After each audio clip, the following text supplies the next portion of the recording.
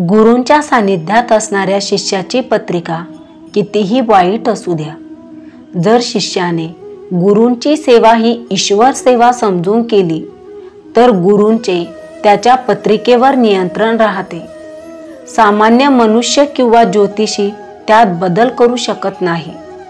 दत्त अवतार वासुदेवानंद सरस्वती टेंबे स्वामींच्या बाबतीत घडलेली ही सत्य घटना आहे। एका स्त्रीचा मुलगा खूप आजारी पडला। ती एका ज्योतिषाकडे गेली असता त्याने मुलाच्या पत्रिकेत त्यावेळी मृत्यूयोग असल्याचे सांगितले। ती बाई रडत टेंबे स्वामींकडे गेली। स्वामींनी पत्रिका पाहिली व स्वतः पत्रिकेतील ग्रहांची स्थाने बदलून नवी पत्रिका मांडली। त्यांच्या या कृतीने त्यांच्या मुलाचा मृत्यूयोग टळला।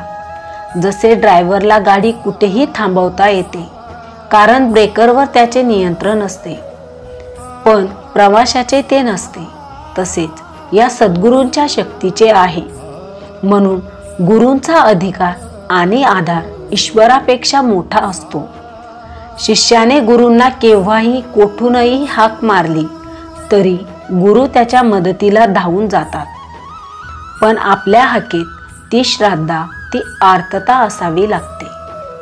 त्यामुळेच म्हणतात, गुरुर ब्रह्मा गुरुर विष्णू गुरुर देवो महेश्वरा गुरुर साक्षात परब्रह्म।